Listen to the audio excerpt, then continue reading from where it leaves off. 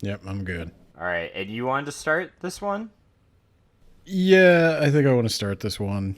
I don't have anything funny. I have something Oh. practical. Oh, okay. I guess that's fine. If you want to start this off with a practical message. All right. Whenever you're ready then.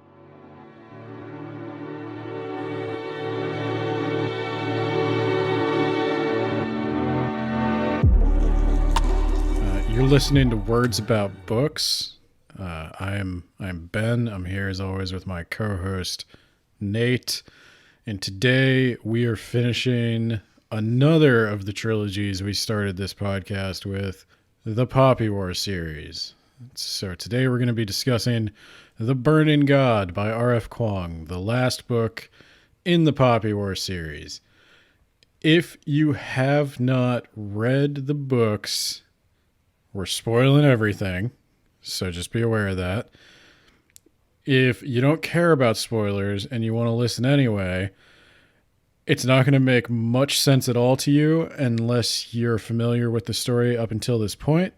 So you might want to check out our episodes on the Poppy War and the Dragon Republic. Nate's going to give a brief recap, but I suspect it will be sarcastic in nature and may I not would never. adequately prepare you for the discussion ahead. Second warning is, I guess, a content warning.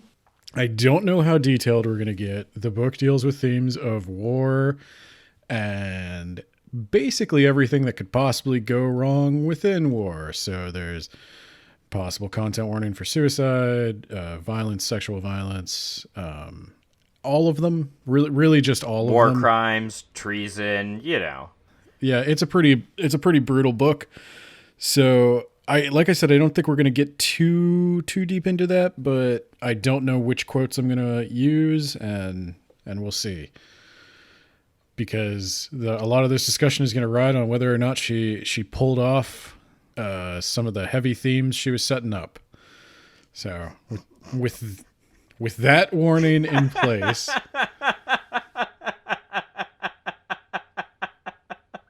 I guess you could take that as a spoiler as to whether or not Nate thinks she pulled off. You can't do that to me, man. You can't.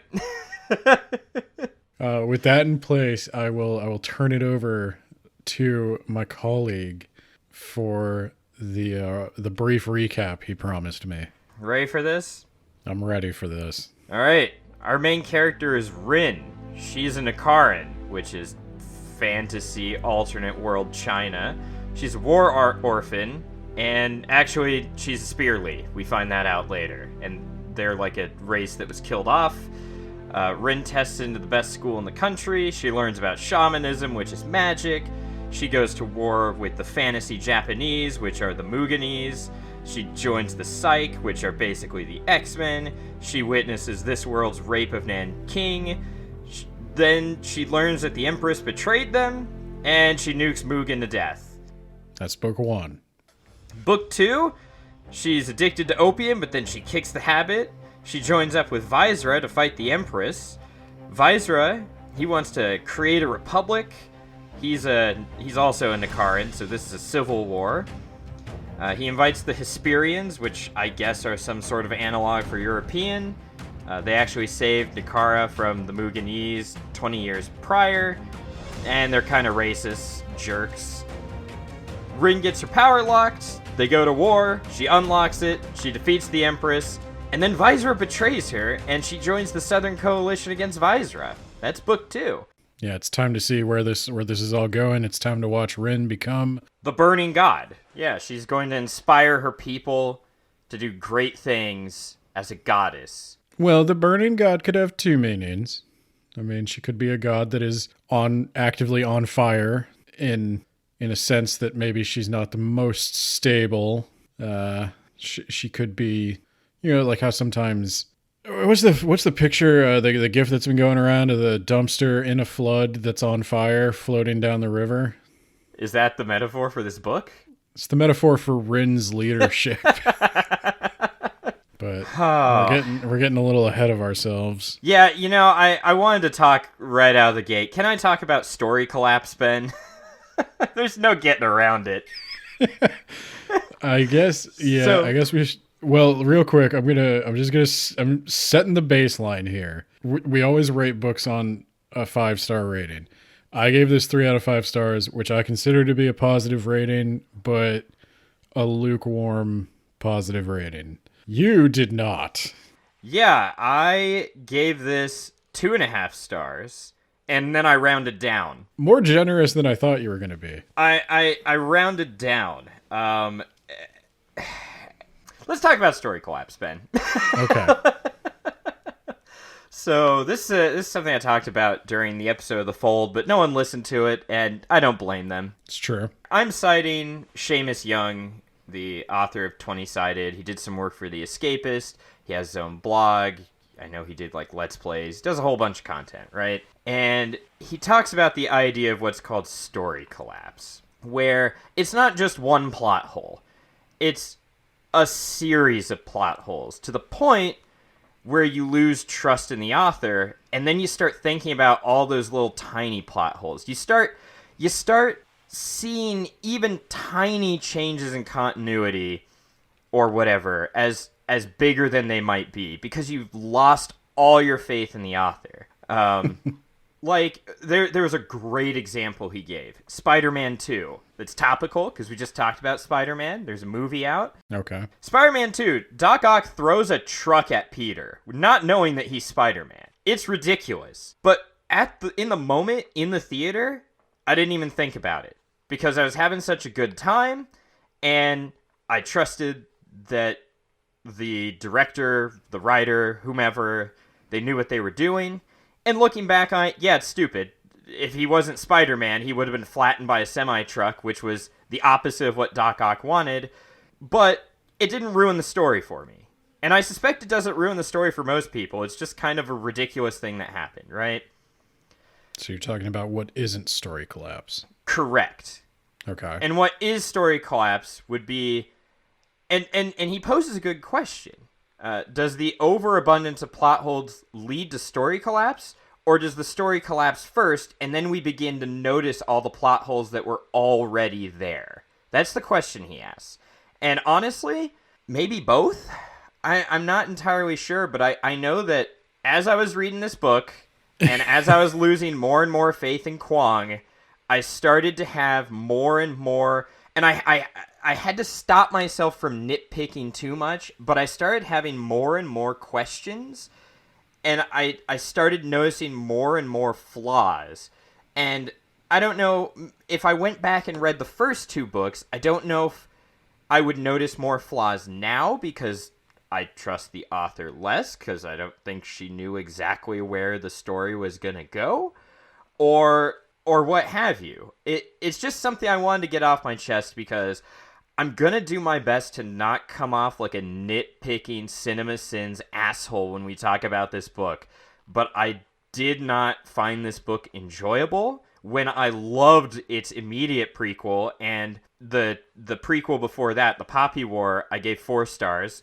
And The Dragon Republic, I gave 5 stars. I thought that was one of the best books I read last year. I put it in our Hall of Awesome, Ben. Yeah, I think I gave it the exact same ratings. Yeah, and then we got here, and boy, was I let down. And, like, I'm just going to go out and say it. I think The Last Command was a better third installment of its trilogy than this one was. I don't think I can go that far. I feel like this book failed both as a book of its, like, a singular entity and as a conclusion to the trilogy. This will be a refreshing good cop moment for me then, because Yes. I don't think I have that strong of a negative feeling.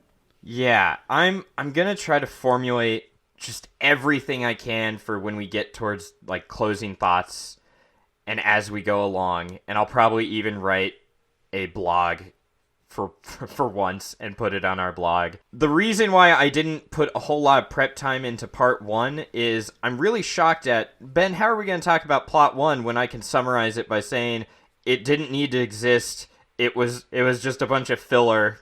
See you next week, guys. I want to talk about plot one, part one. I'm Freudian slipping already in a little more detail than that, because to your theory about story collapse, I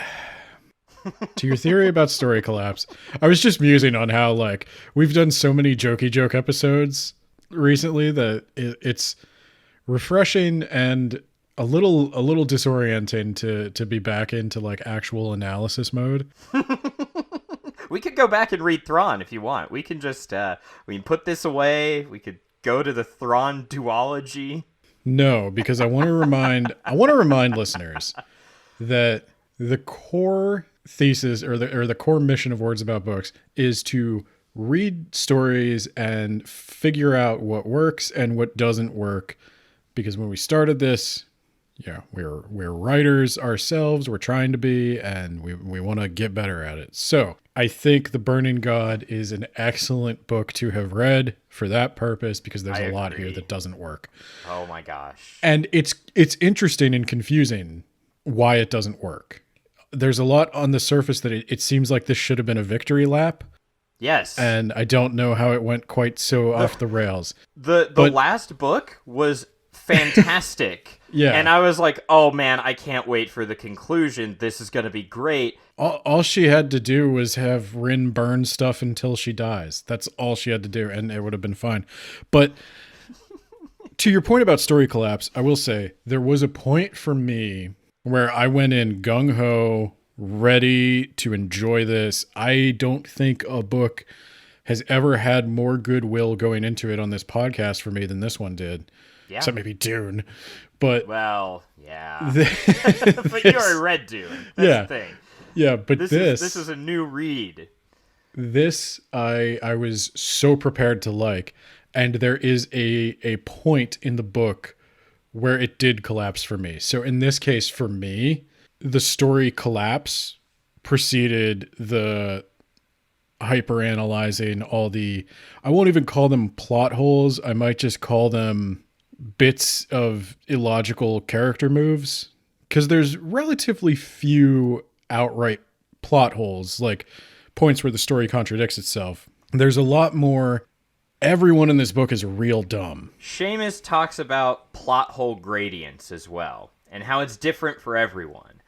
Like one of the examples there is when like NCIS hacking, where they're like going at the keyboard and they're typing really fast and they're hacking, they're in the system. It's like some people, that's really, really, really stupid, and some people are just like, hey, I'm along for the ride. It's not a plot hole per se, but it's on the gradient. It's on that scale. Okay. To me, what a plot hole is when the book said something is one way and they forget about that, and somebody does something that just outright goes against the rules of the universe that they established. So for NCIS, the hacking thing, I guess to me, it could strike me as being dumb because they established themselves as living in a world where computers work relatively the same to the way they work in our world. But it's not like NCIS explained what hacking was to you and then did something different. Here's a quote that Seamus Young uses. I'm probably just going to have to give Seamus some money again. Thank you for basically writing all the material. He's really great. Check him out. I'm going to try and remind you to put a link in the podcast description. But he quotes your favorite author, or one of them, Tolkien. Okay. Inside the story, what the author relates is, quote, true. It accords with the laws of that world. You therefore believe it while you are, as it were, inside. The moment disbelief arises, the spell is broken. The magic, or rather art, has failed. You are then out in the primary world again, looking at the little abortive secondary world from the outside. Primary world being our world, secondary world being the fantasy world that you're being sucked into. Yeah. And yeah, that's definitely that's probably the most concrete version of a plot hole to me, where something is just so out there that you're no longer in that world, you're reading a book you don't like. And there's a big difference between those two things. I think that's fair. We can use that definition of a plot hole then. I just don't want a bunch of people to come at us and be like, oh, well, that's not what a plot hole is, Ben, blah, blah, blah. Yeah, So it doesn't. Basically, what I'm saying is, it doesn't matter what the textbook definition of a plot hole is. There's things in this book that take me out of this book. absolutely. So I'm going to say that marks our about the author section, because we're gonna if we don't jump in, we're going to be preambling all day. All right. So So you said you're going to do the summary, so I'm going to let you take it away. okay, Let's talk about part 1. okay. Part 1. Rin has lost her hand off screen. Her right hand, her sword hand. She is leading a relatively small unit of troops against Mughini-held towns in the south. She waffles between enjoying the cruelty she's capable of committing when she channels the Phoenix's power, and she's telling herself that she really loves the way she can melt people's eyes, and that fire is actually a very slow and brutal way to kill somebody. It's more proving a point than it is an efficient combat tactic. And then also telling herself that she needs to constantly remind herself that the Mughinis aren't people, because if she thinks of them as people, she'll shatter. You want to talk about that? I have a count of the number of times people say, if I think blank thing, I will shatter. It is in the high 30s. But if she recognizes the Mughinis as people, then she'll shatter because of all the horrible things she's done to them. But she presumably thinks of the Nikara people as people, which is problematic, because then the very next thing Rin does is the Mughinis take some hostages, some Nikaran hostages, and Rin burns both the Mughinis and the Nikara to death inside a house. And she stands there watching them burn. There was no other solution, Ben. She had to kill everyone, and she had to watch their eye jelly goop out of their skulls. So this is where I started to have a little bit of a problem right off the bat. And right off the bat, the first problem I have, and this will be a theme that recurs throughout the book, is Rin. I don't know if it makes sense for Rin to, in the midst of combat, be thinking about trying to suppress feelings of guilt as she's committing war crimes and just horrible acts of human torture. And then it also doesn't make sense that, like, she burns everyone. She burns all kinds of people. It doesn't really seem to matter if they're Nikara or not.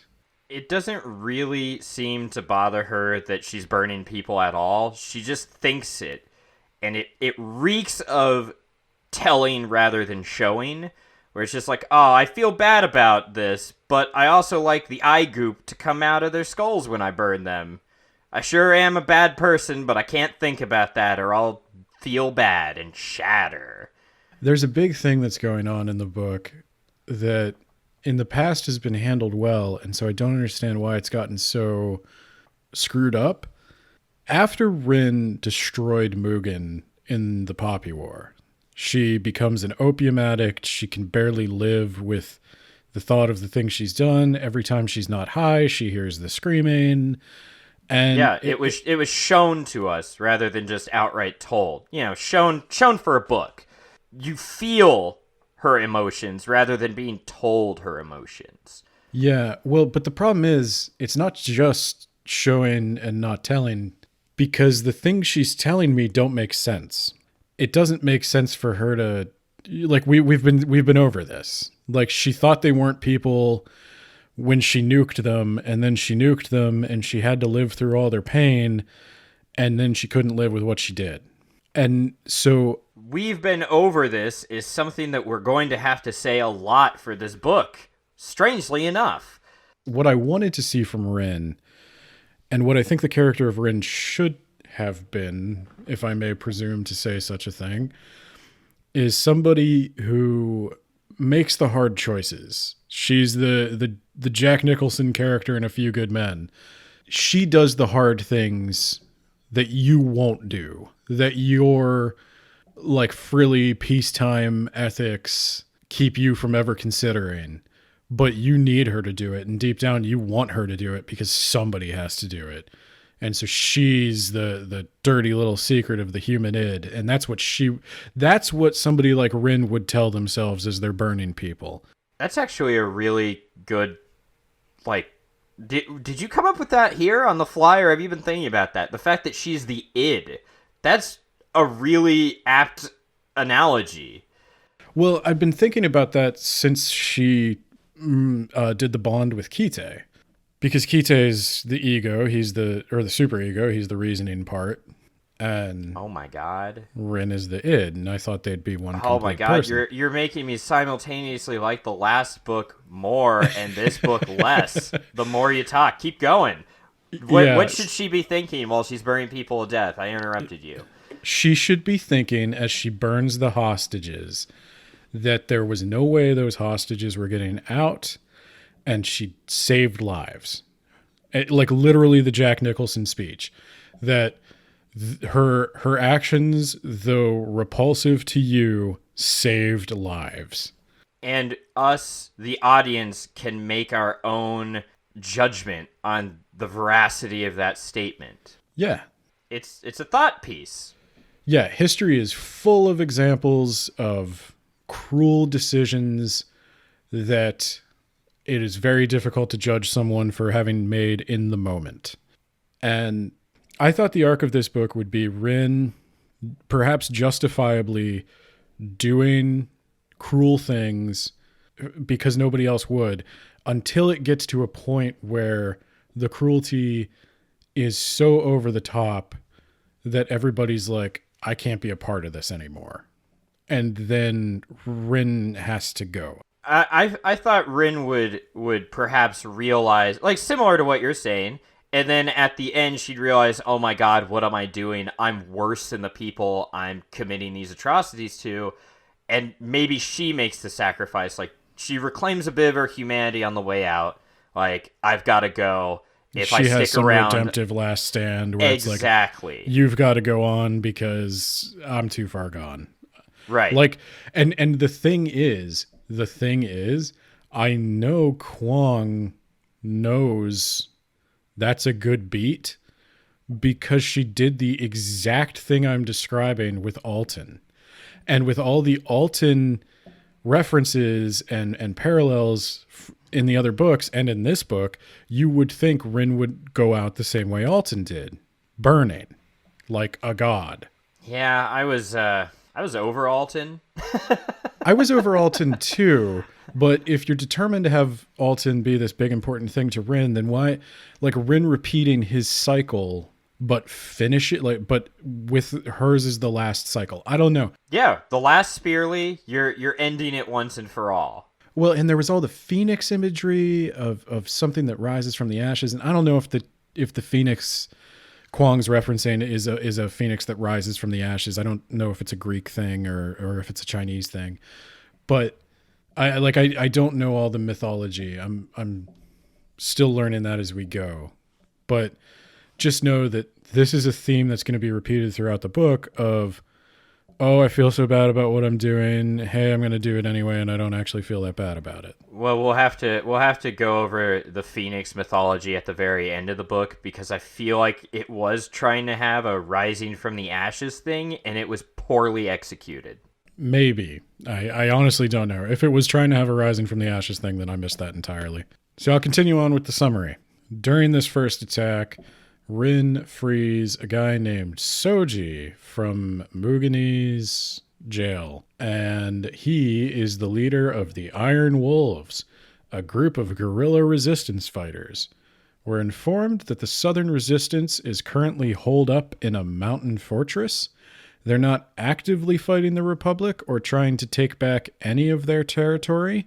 Most of them hate Rin and see her as a novelty at best. They refuse to allow Rin to lead any significant number of troops. Even Kite is kind of sick of Rin at this point. Rin proposes a variety of plans, each more stupid than the last, including growing opium to sell to smugglers in exchange for food. Why you couldn't grow food, I don't know. Ultimately, Rin has decided to kill one of the resistance leaders who is sick and already dying in order to claim his troops. I'm still not entirely clear on how that worked, but it does. I think it's because his second in command endorsed him or something. Yo, and you're right. No, that is dumb because it's like a council, and she's like, "Well, there's an empty chair," and they're like, "Yeah, but that's not how that works." And then the one guy was like, "Well, I endorse her." And it's like, okay, but it's another thing. This is very counter to what we were shown in the end of the last book, where they're like, "Rin, we need you to throw the Muganese out of our territory. We need you. The South will rally around you, and we'll send wave after wave of men at them, and we'll reclaim our land, and we'll fend off Viceroy who's coming for us." And then in this book, they're like, "Rin, you suck. We're not going to go after them. We're going to hide in these mountain fortresses, and Viceroy's actually not going to come for us." It's like, but you said he was, and he does. What are you talking about? I'm very unclear as to what their plan is. It seems like the South's plan is to hide in these mountains and then just bleed Visera as he comes to kill them.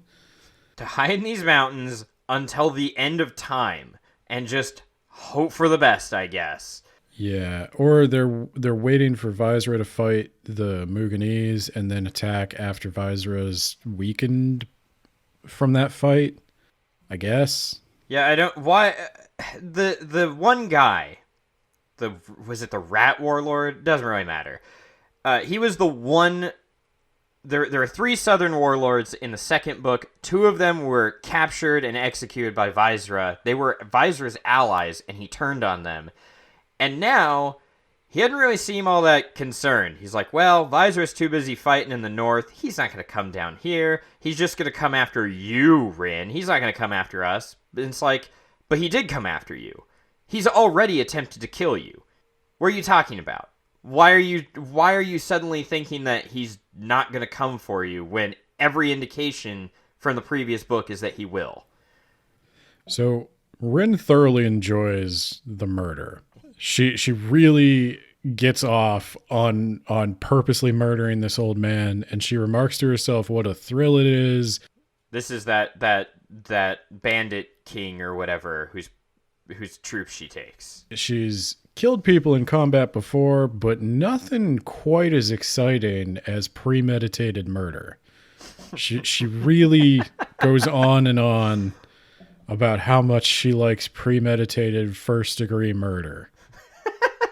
And she does. We're not making this up for a laugh. This is actually what she's like, oh my god, I feel so powerful. So she succeeds in getting the troops.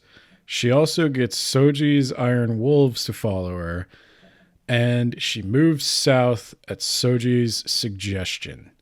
Soji becomes sort of like a condescending mentor figure to Rin. Rin threatened to kill him, by the way. That's why he's working for her.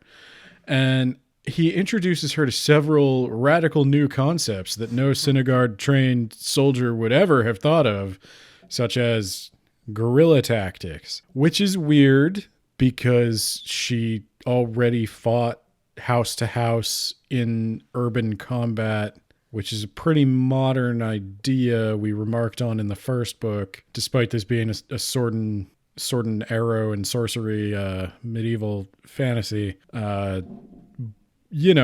But she doesn't know about guerrilla tactics. Nobody at her fancy war college ever taught her. Yeah, we find out in this book that fancy college was actually like garbage. Like, it's just bad.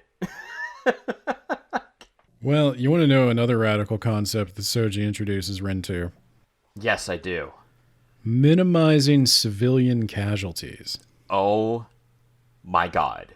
Soji makes an insane suggestion that perhaps before they attack a town filled with Nikara civilians, they should make some attempt to warn the civilians so that, the civilians aren't like in the middle of the street when the fire god goes off.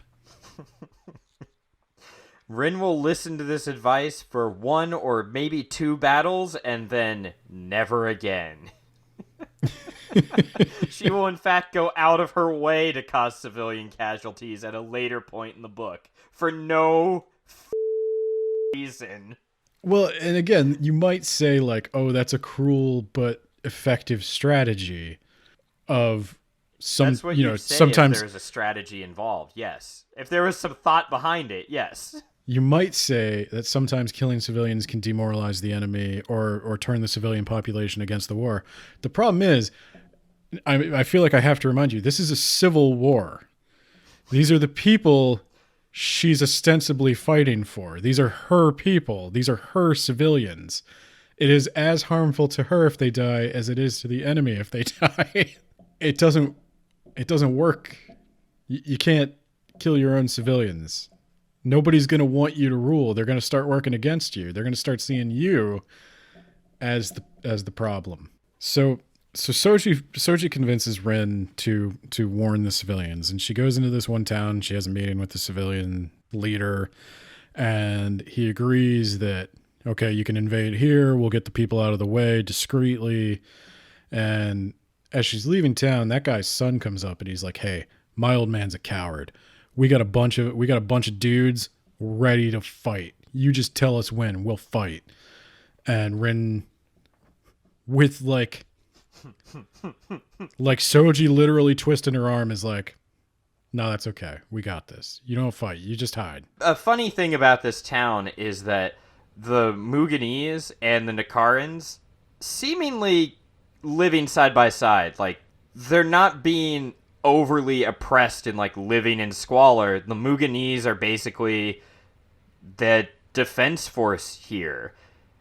I mean, look, it's colonization, and it is uncomfortable and racist and all the horrible things about colonization. But at the point in time that Rin is going to fight, there is a real risk of starvation here.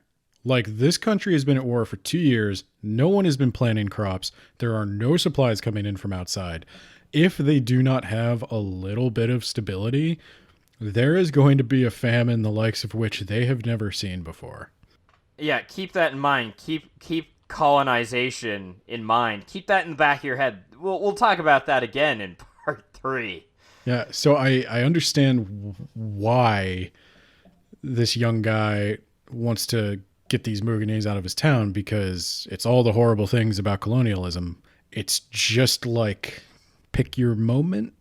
But yeah, so reluctantly Rin agrees to we'll take this. You guys just evacuate. Just focus on making it to the next day. Do we also have to mention that most of the Muganese would rather just go home, but they have no home to go to because Rin blew it the up? Yeah, I mean, it's tough, because if Rin hadn't blown it up, then they would not be leaving or thinking of leaving. I think I could easily make the argument that the world would be a much better place if Rin never existed to begin with. I agree. I think I can make that statement without a single bit of thought, even. Like, it's so obvious the world is worse because Rin existed. I agree. I think Kuang might even agree, but I think Kuang might say that Rin is what this world deserved. Because the world made Rin, and Rin blew up the world. I mean, Kuang made Rin, so... I don't know. I think she's trying to say something. I don't know what. She's trying to say something. I will gather my thoughts, and we can address what she's trying to say in part 3, but I don't think she is, or if she is, she's saying something very poorly. She's definitely trying to say something about something. I just don't know what. And I am giving every benefit of the doubt I possibly can to the book. And I'm actually open to conversation about this. This is one where, if you've read these books, I'd love to hear from you. Especially if you've read these books and you like them. I'd love to hear what you think she was trying to say. But we have to move on, Nate. So it's the eve of the battle for this town, right? and Rin finds a letter on her pillow. That letter is ostensibly from Rin's adopted younger brother, Kasegi. Oh my god. This is going to be a huge, huge moment because in the first book, she thought about that guy a few times, like how I left him alone with our abusive asshole parents. And in the second book, she had some somewhat complicated feelings where she's like, I can't believe I don't really care so much about him because he's grown up these last 4 years or whatever without me. So lay it on me, Ben. Where's this going? So the letter says that Noja has Kasegi and that he is mistreating Kasegi. It's implied, it's not specific. And if Rin doesn't surrender herself, then whatever's happening to Kasegi is going to continue happening and maybe get worse. Oh my god. So what is Rin gonna do about this, Ben? Rin is real pissed that someone was able to get a letter into her bed, and she goes to Kite, who is like, yeah, that's a problem, and Kite wants to know what they're going to do about Kasegi, and Rin's like, who? And then we never talk about him again or hear anything about him. Literally, I did a word search for Kasegi, and he is never mentioned again. This is literally the last time you will hear that name. He's dead. This is Chuck Cunningham from Happy Days. He walks up the stairs and then he never came down again.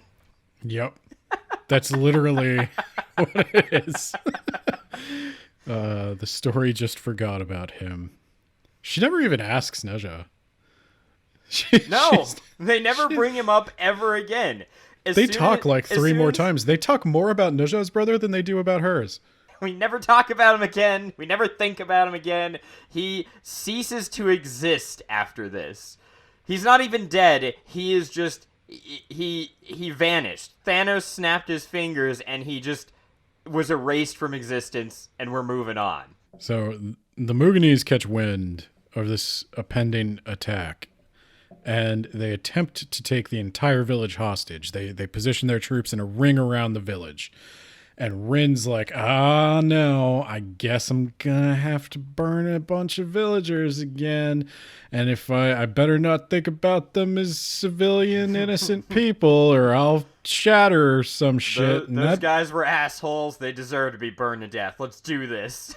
And then to everyone's great surprise, the villagers just start throwing themselves at the Muganese blades. I was surprised because I had no idea what was happening with the way she was describing it. And I was like, okay, the Muganese have come out, so they know something is up. All right, and wait, what? What's happening? Okay, I guess attack. We're doing this.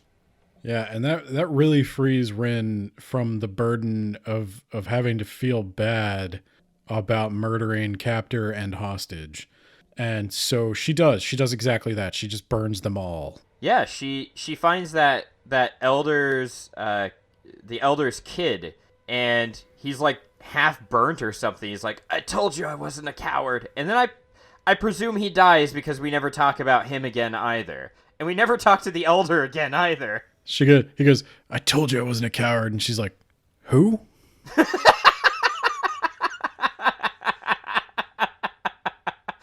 You know, that would have been better, because it would have at least been like, I'm completely disconnected from reality. I don't even know who I'm fighting or why. I'm just burning shit. You know, that actually would make more sense if that were what it was, because then it would at least be like, I'm a vessel for the Phoenix just wants to burn shit, but... Yeah, literally everywhere Rin goes, it's like the day you met me was the most important day of your life, but for me it was Tuesday.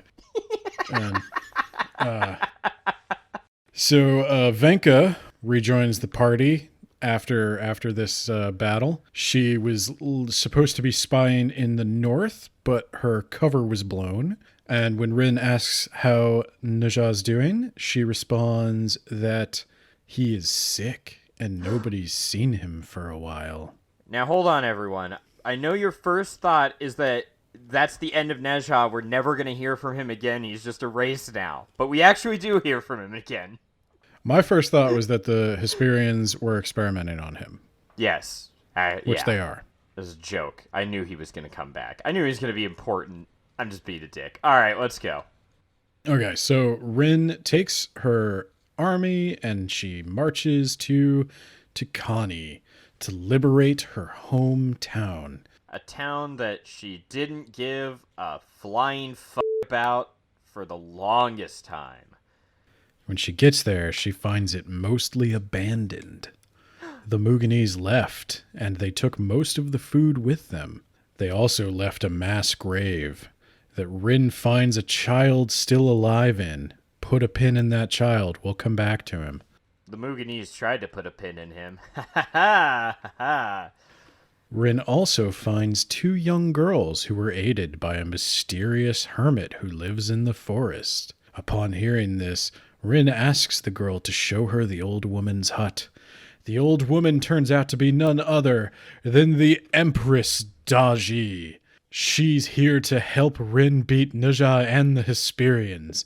And Rin brings Daji back to her room and tells Kite they have to hide her. I thought you were joking when you said they were hiding her under her bed and traveling with her.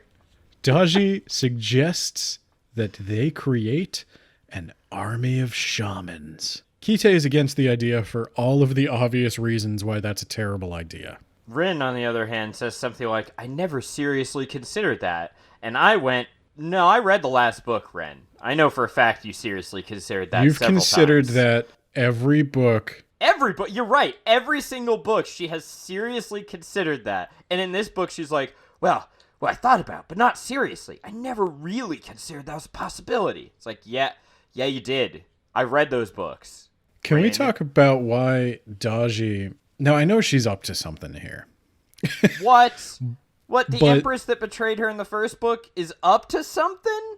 But, like, no. Why didn't Daji make an army of shamans? Do you remember when everybody thought shamanism was, like, hocus pocus, Jedi, it was part mysterious one of the old first religion? book, and then subsequently it was never...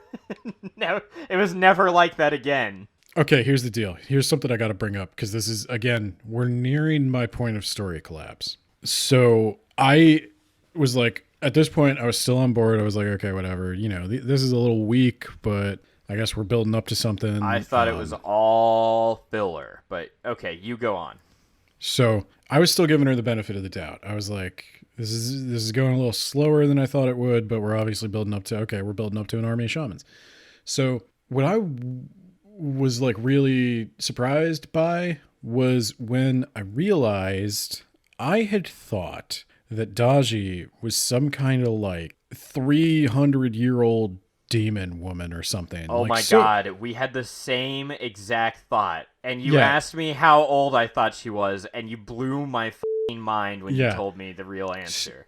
So I thought Daji was like 300 years old, like long enough for her ascent to power to have faded into legend, and the trifecta is this spooky topic of conversation that no one's quite sure how much is legend and how much is fact. And it was 20 years ago.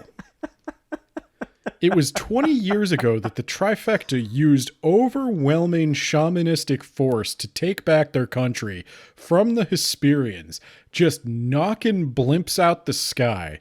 It was such an overwhelming show of magical force that every general in the country knew exactly how powerful she was. And I guess that's why they were all scared of her or something. But like the whole notion then that everybody thinks shamanism is stupid and useless, and that Jiang, of all people, Jiang is like, everybody's treating him like he's some kind of dick at the college, like they don't know who he is, even though 20 years ago when they were all alive, 20 years ago, this man was like 1/3 of the power that runs the country, and we all knew it. One of the strongest human beings in existence. He has pure white hair and a very distinct face. We all know who this man is, and we're just not talking about it. We're just I thought it had been like 300 years and people had just forgotten that he was the gatekeeper, and nobody knew who he was, but he was just a favorite of Daji's, so they just tolerated him. Right. But no, everybody, like Jun, all the other teachers would have known exactly who this guy was and what he was capable of, and they should have been fucking terrified. Yeah. All the time.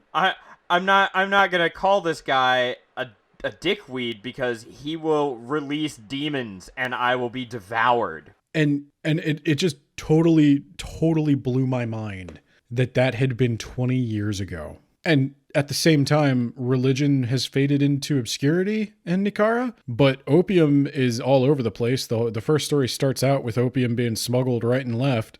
Right. So opium is a gateway to the pantheon, not a problem with supply. The problem is that just nobody believes in the gods anymore. But like, why? Yeah, you would think that would actually strengthen the religion. Like, these three people, they rediscovered the religion and they saved our country. We're gonna get some devout, fervorous, like, belief. Somebody knew a guy who saw Jesus Christ turn water into wine 100 years ago. Right. They wrote that down, and it's still blowing people's minds today. Right. That's a f***ing excellent point.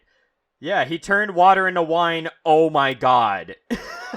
We still build giant cathedrals to worship him. And there are people who saw the trifecta using godly powers. They saw the gatekeeper pulling demons out of a rift in the sky, and they don't believe in the gods.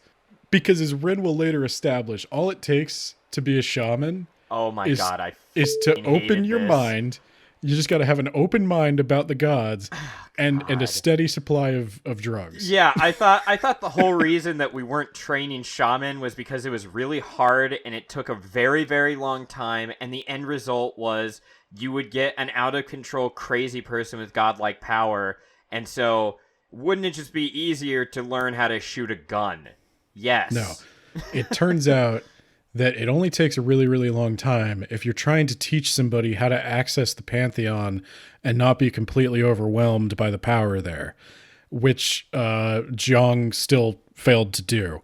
He's 0 for 2 on students there.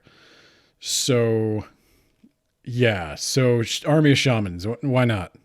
If Daji wanted to create an army of shaman, why was lore never, ever, ever used at the academy? Why was that not heavily pushed, number one? And number two, if she wanted an army of shaman, why did she sacrifice the small army of shaman that she had in the first book to the Muganese?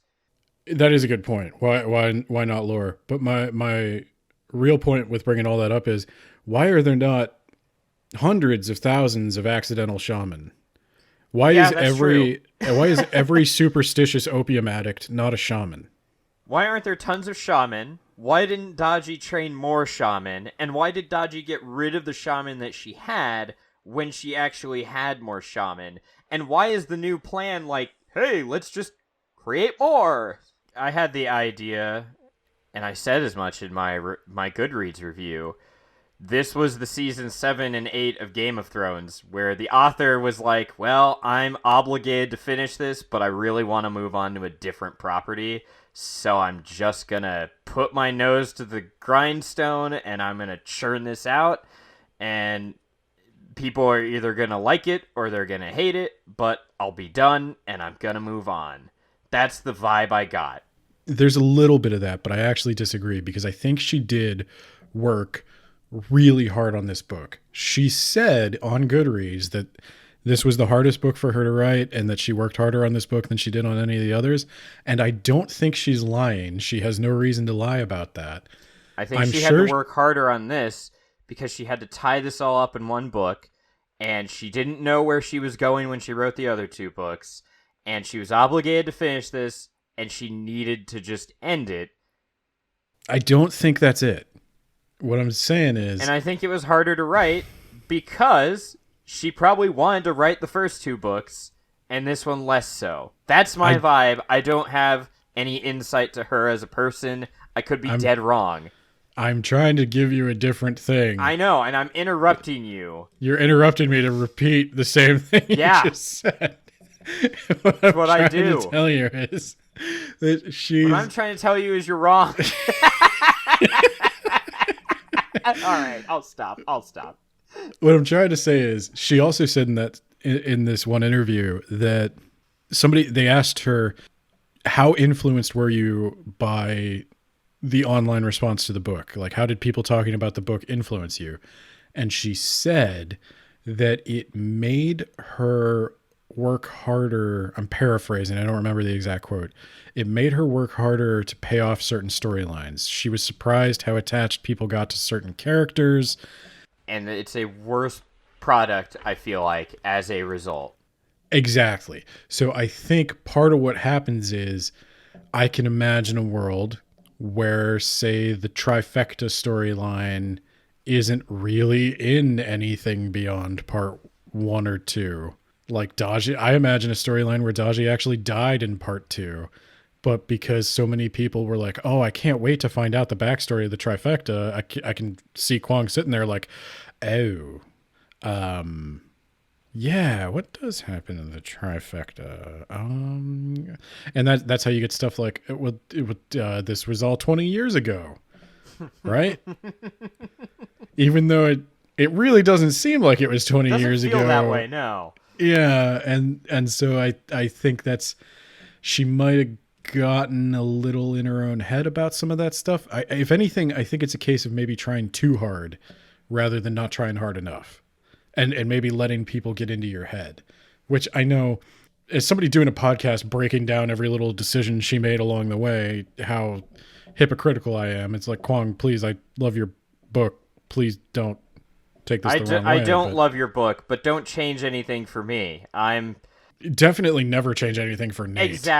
Exactly. Don't ever change anything for me. You're a successful author. I don't think you should listen to people online. I don't think you should care about what characters they like or any of that.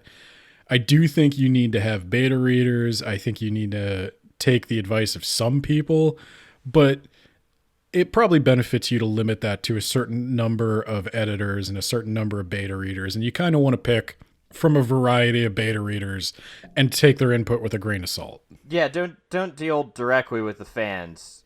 Yeah. As Ben Croshaw once said, fans are clingy, complaining dipshits who will never, ever be grateful for any concession you make. Well, and they don't know what they want. No. Because that's why how many people were like crying. I'm going to compare this to Star Wars a lot. How many people were crying at Star Wars Episode 9 or at Star Wars Episode 7? I don't know how many Star Wars are there. 7, 8, and 9. So how many people complained about all 3 of those and also the prequels? And Disney kept changing it to be what they wanted, and just picking any direction would have been better. Yes. And it was honestly the same with Game of Thrones. Like the Clegane fighting his brother at the end. That's not going to be in the book. That's stupid. But everyone was like, oh, I can't wait for that. It's like, oh, I guess we have to have it. It's like, no, you don't. He's like, no, yeah, I don't know. The Game of Thrones got popular by not doing what people wanted. And I guess they still think they did what people didn't want by making it Danny, but they don't understand why that didn't work. There's a difference. Anywho, we got to get back in. We're so close to the end of part 1. Yeah, all right. So she liberates her hometown from an army of Muganese that left before she arrived, and she finds Daji, and Daji's like, let's create an army of shaman, and Kite's like, no, and Rin's like, yeah, but I'm gonna. And then... Yeah, pretty much. And then, where are we at? Okay, and so the remaining people of Tikani are having a celebration for their liberation from the Muganese. And everything is finally starting to come up Rin. She still has Ninja to face, and she still has Southern Warlords to worry about, but for the first time in a long time, there's light at the end of this tunnel. Wait, no, that's not a life. It's the shockwave of hundreds of Hesperian bombs being dropped on Tikani. Just put the explosion sound effects right there. Everything's coming up, Rin. And what's that?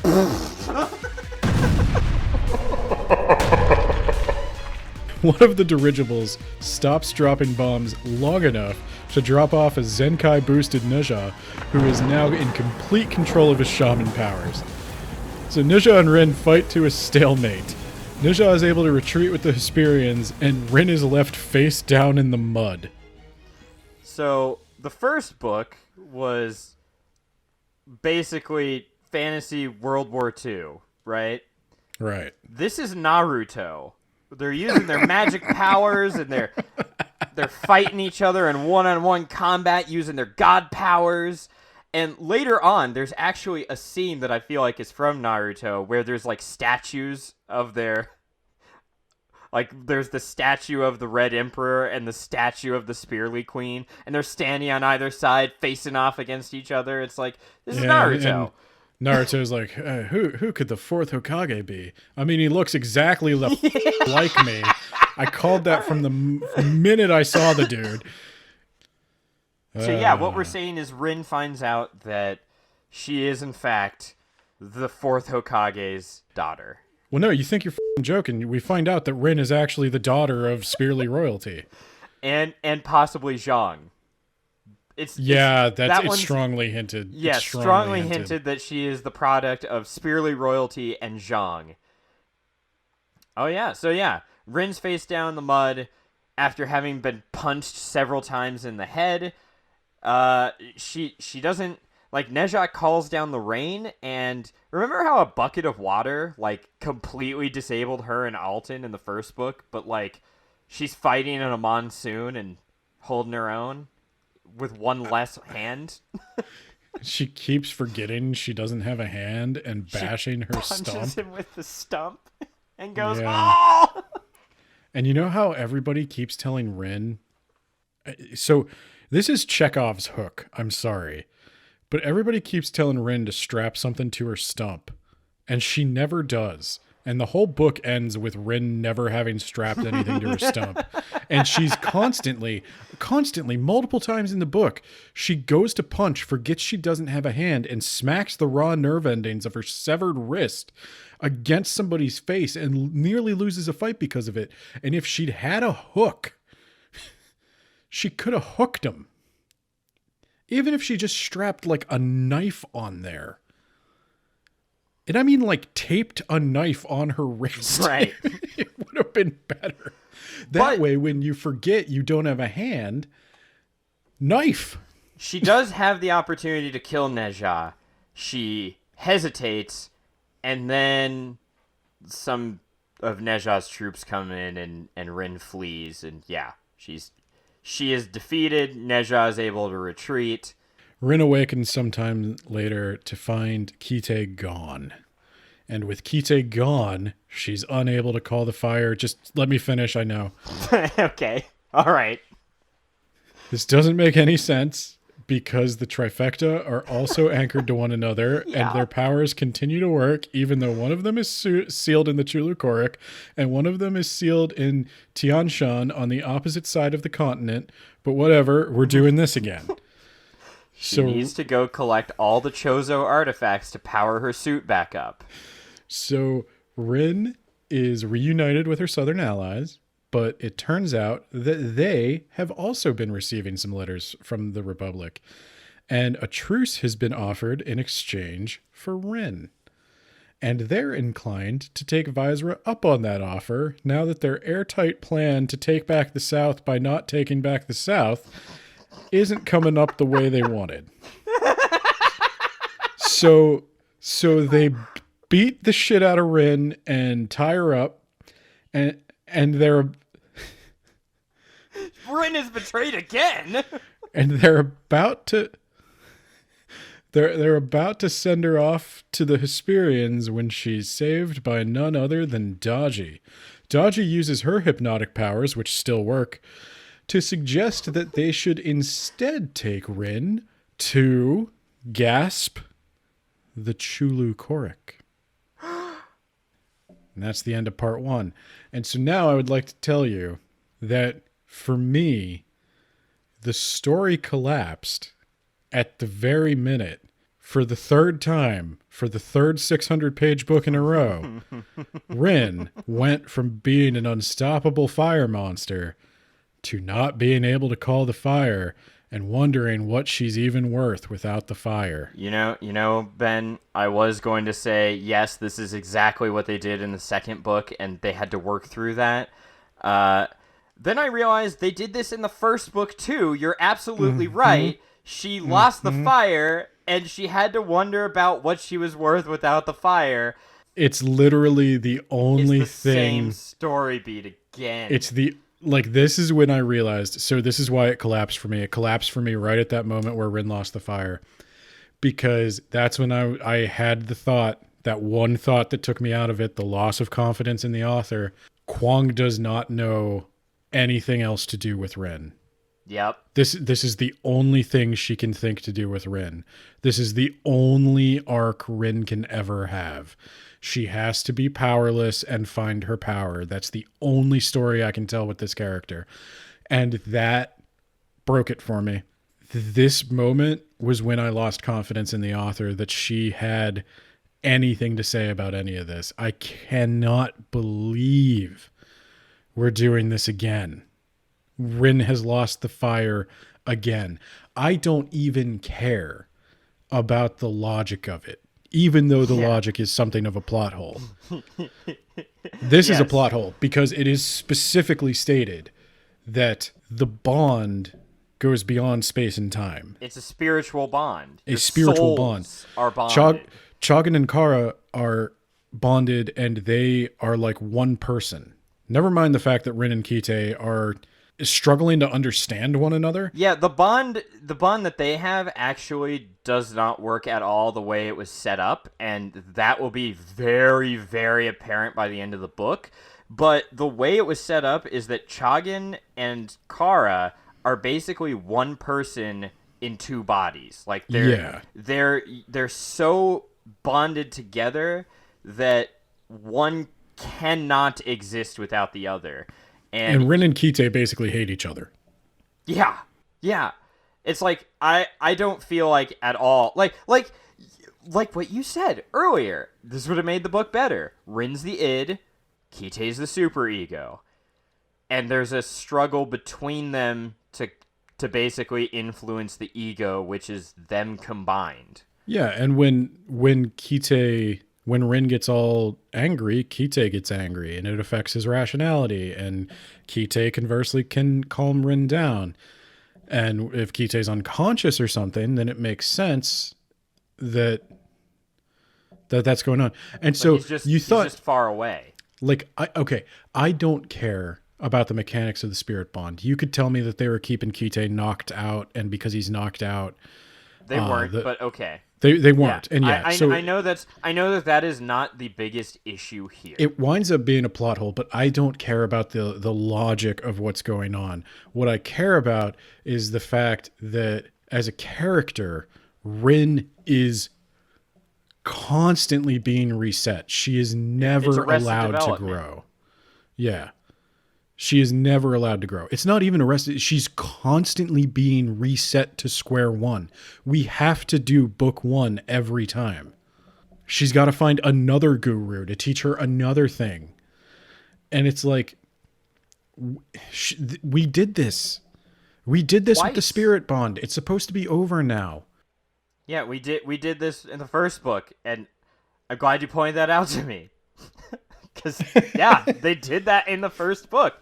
And it didn't bother me as much in the second book because, again, I had that trust in the author. It didn't even bother me. It didn't even faze me. I know it bothered you a little bit. But in the first book, you could argue she learns to find power in hate. And it's like, that's not healthy.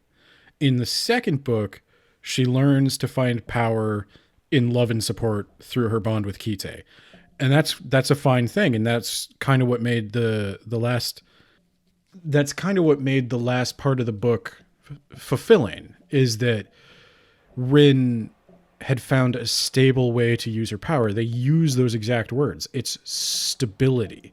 Actually, in this book, she's even like, I'm not just fighting for myself. I'm not just fighting to be angry. I'm fighting to protect Kite. He's the one person I love in this entire world. And it's like, your actions don't reflect that. You're constantly pissing everyone off and getting them to turn on you.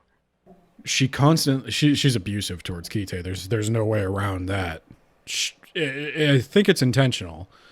I think it is intentional to show that Rin is complicated.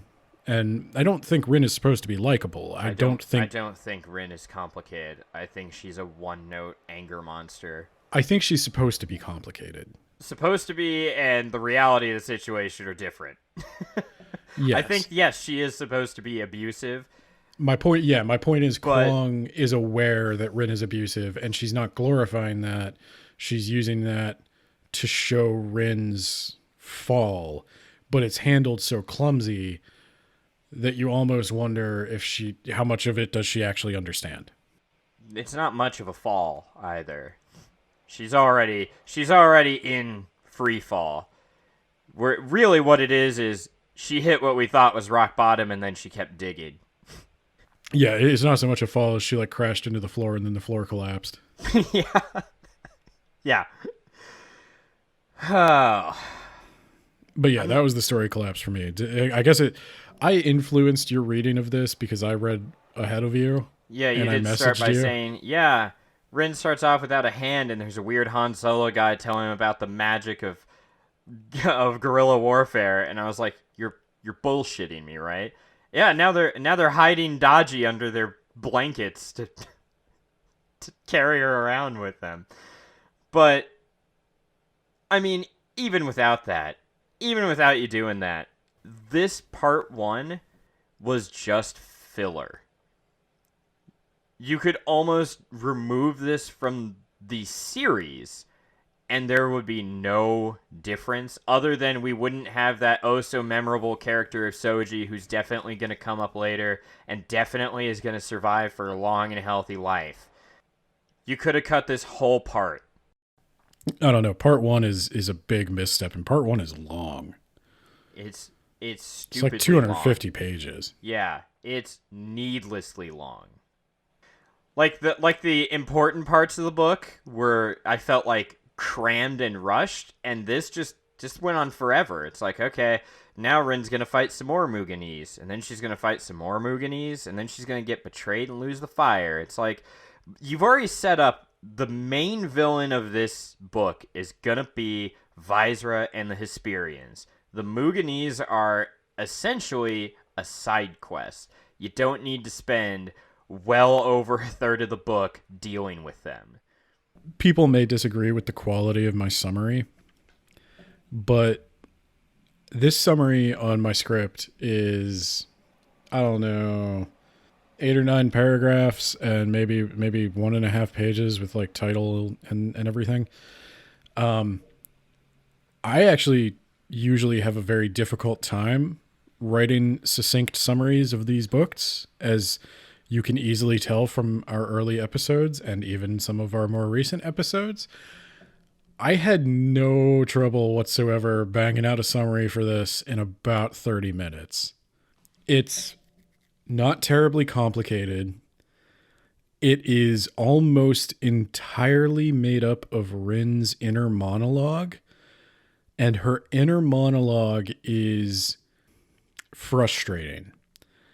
There's a charitable interpretation of Rin's inner monologue and an uncharitable interpretation of Rin's inner monologue, and I think in my heart of hearts, I really do think the charitable interpretation is too generous.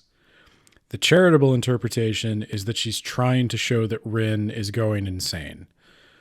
Rin, if you take it at face value, if a real person were describing their thoughts to you like Rin, you would say she's exhibiting disorganized thinking, detachment from reality, basically a lot of the symptoms of schizophrenia. Yeah, as we talk more about the book, I am going to disagree more and more with that, because I know you thought that, and I did not believe she was going insane until about 20 pages from the end.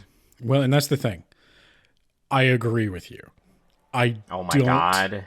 Think that's why I say that's the charitable interpretation, is that she's foreshadowing that Rin is going insane. She might have been trying to do that, but I don't think that the inconsistencies are there to show that Rin is having disorganized thinking. I think they're actually just disorganized. I think she's trying to show that Rin is feeling a human response to the traumas of war and suppressing those feelings to continue fighting. But then why does Rin enjoy it so much? She's trying to show some kind of complicated war inside Rin, but we've already established that it's not the Phoenix taking over Rin because she has the connection with Kite that keeps her stable. It's Rin. When Rin says she enjoys murder, that's Rin enjoying murder. When Rin says she enjoys burning people to death, Rin enjoys burning people to death.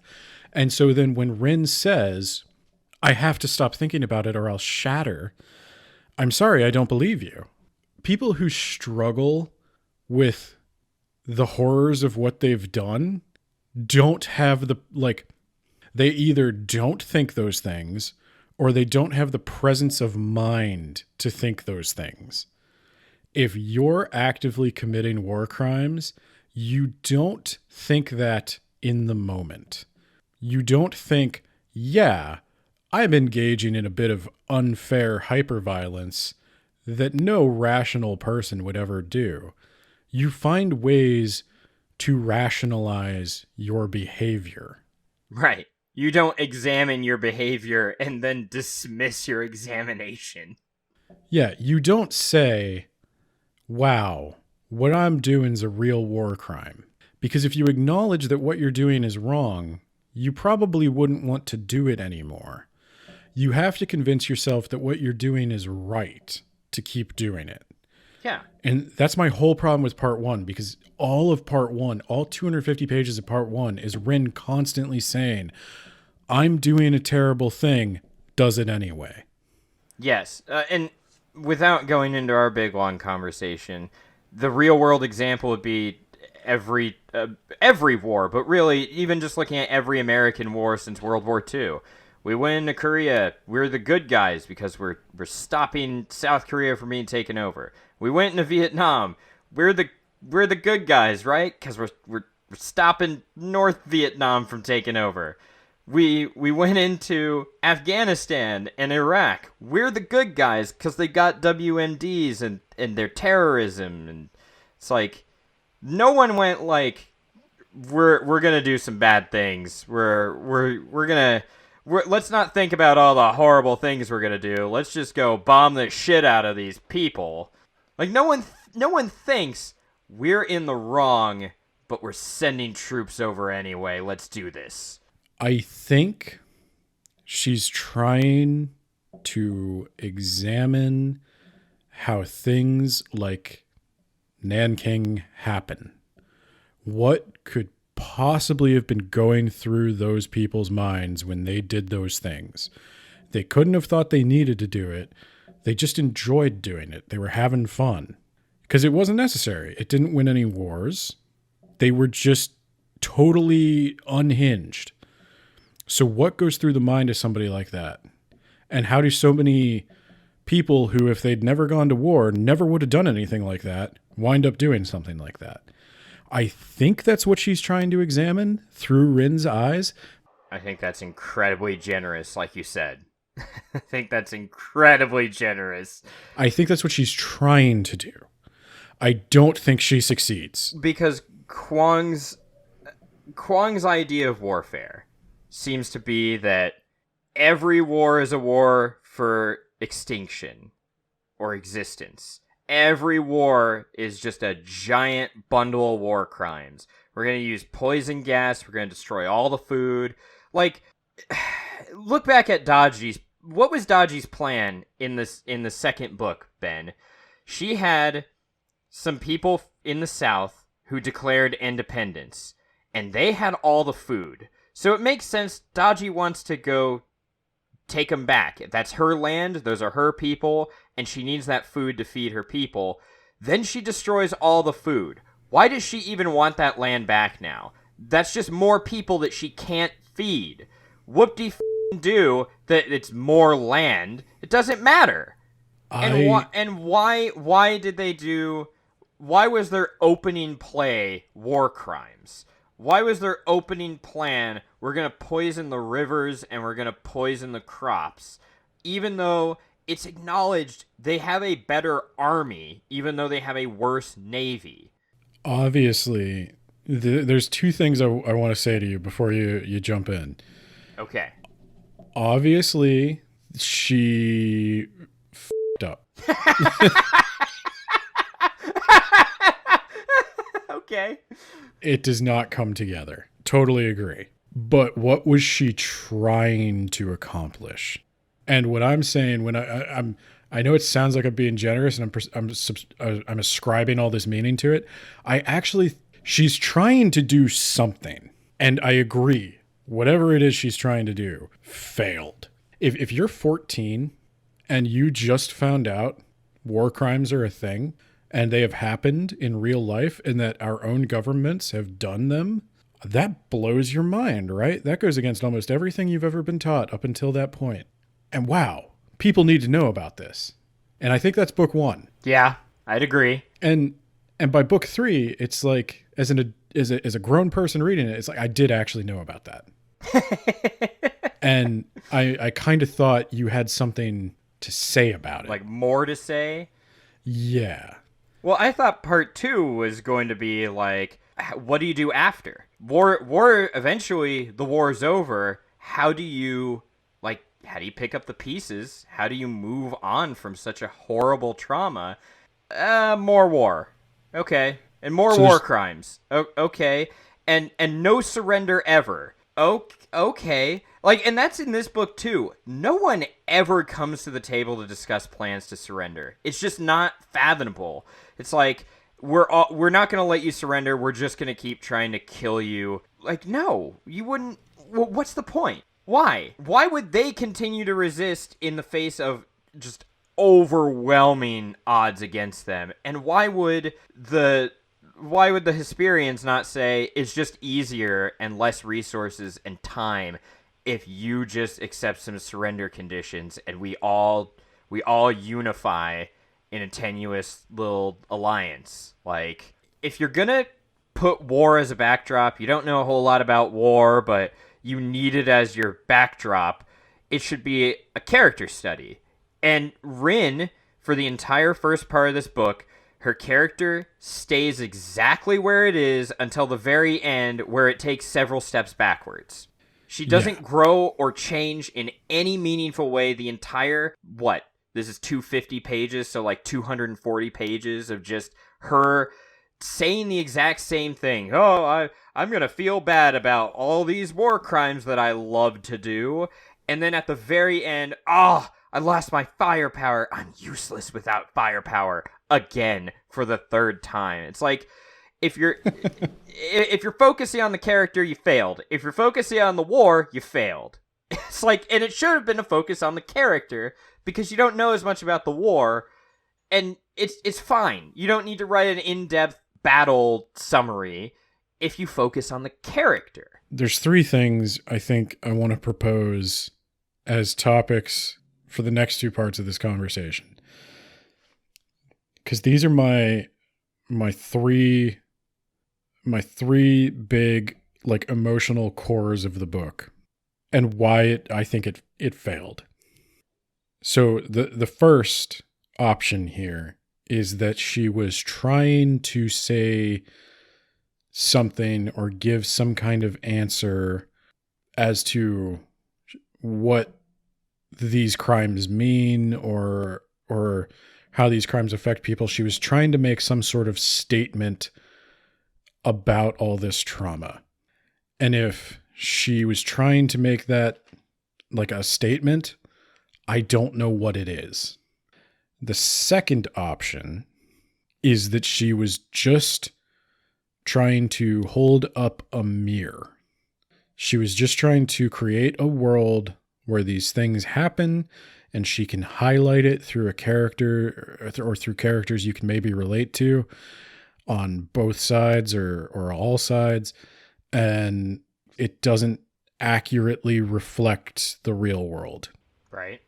The third option, which is the option I don't think is happening here, I think it's one of the first 2. The third option is she's just using all this for shock value.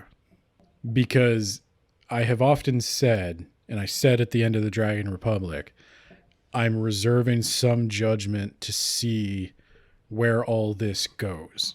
Because if it doesn't go anywhere, I have to question why so brutal.